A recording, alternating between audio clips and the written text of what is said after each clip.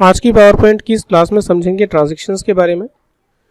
F5 button दबाया मैंने अभी और प्रेजेंटेशन फुल स्क्रीन पर चलने लगी। अगर हम क्लिक करें तो नॉर्मली प्रेजेंटेशन की स्लाइड एक एक करके आती जाती है और इसमें कोई अट्रैक्शन नहीं है।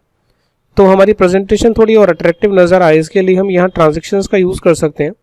यहाँ पर जितने भी ऑप्शन है सारे ट्रांजैक्शन से रिलेटेड है। ट्रांजैक्शंस को अप्लाई करना बहुत ही आसान है, केवल क्लिक करके आप ट्रांजैक्शन को अप्लाई करा सकते हैं। फॉर एग्जाम्पल मैं कर्टेंस का ट्रांजैक्शन स्लाइड पर अप्लाई करा देता हूँ। तो अब जब मैं क्लिक करूँगा तो इस तरीके से मेरी प्रेजेंटेशन की जब अगली स्लाइड आएगी तो इस तरीके का मुझे कुछ लुक नज़र आएगा। देखिए मैं चला के दिखा देता हूँ। तो मैंने बेसिकली जिस स्लाइड को उस समय एक्टिव कर रखा था उस पर ये ट्रांजैक्शन लगा। अगर आप चाहें तो अलग अलग स्लाइड्स पर अलग अलग ट्रांजैक्शंस भी लगा सकते हैं। जैसे मैं आपको अलग अलग 2-3 ट्रांजैक्शंस लगा के दिखाई देता हूँ। मैं इस पर ये इस तरह का ट्रांजैक्शन लगाता हूँ और इस स्लाइड पर मैं इसमें ट्रांजैक्शन लगा देता हूँ, जैसे कि ये क्रश का। और इसके बाद अगली स्लाइड पर मैं मतलब जो पहली वाली स्लाइड है इस पर मैं ट्रांजैक्शन लगा देता हूँ ड्रॉप का। अभी मैं प्रेजेंटेशन को फुल स्क्रीन पर चलाता हूँ और देखिए ये डिफरेंट ट्रांजैक्शंस मेरे सामने आएंगे।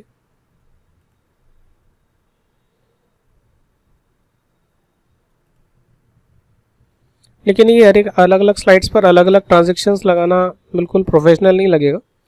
इसलिए आपको एक काम करना है कि जब भी आप कोई ट्रांजैक्शन लगाए, जैसे कि मैंने ये ट्रांजैक्शन यहाँ लगाया और आप चाहते हैं कि हर एक स्लाइड पर ये ट्रांजैक्शन लग जाए, तो आपको अप्लाई टू ऑल पे क्लिक कर देना है। अब देखिए हर एक स्लाइड पर ये ट्रांजैक्शन अप्लाई हो गया।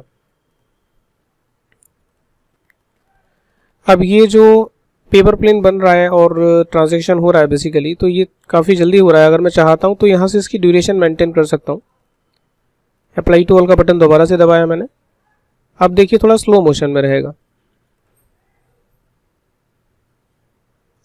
तो इस तरीके से आप अप्लाई कर सकते हैं ड्यूरेशन को। और उसके अलावा अगर आप चाहते हैं कि कोई साउंड भी इसमें लग जाए, जैसे कि मैं इसके अंदर एक साउंड लगा लेता हूं, जैसे कि एरो की। अप्लाई टू ऑल और अब मैं इसको चलाता हूं दोबारा से।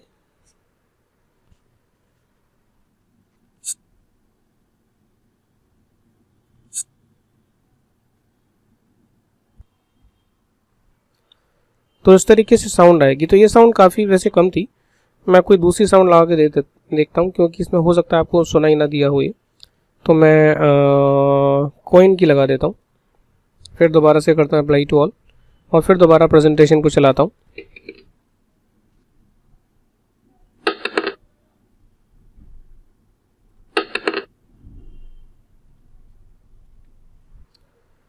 मे बी अब आपको ये सुनाई दी होगी।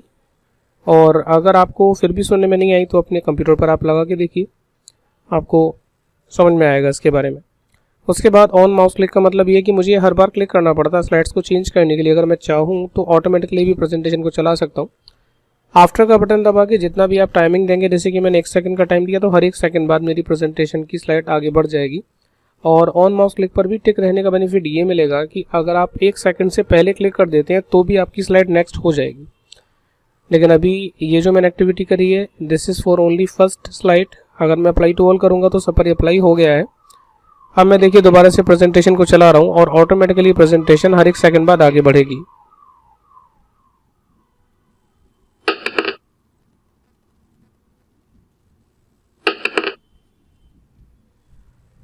तो इस तरीके से हमने देखा ट्रांजैक्शन टैब। ये बटन और रह गया, बेसिकली प्रीव्यू का बटन है। बस अगर आप प्रेजेंटेशन चलाने से पहले प्रीव्यू देखना चाहते हैं तो ये बटन दबा के प्रीव्यू देख सकते हैं इस तरीके से। तो इस क्लास में इतना ही। मिलते हैं अगली क्लास में जिसमें हम एनिमेशन के बारे में डिस्कस करेंगे।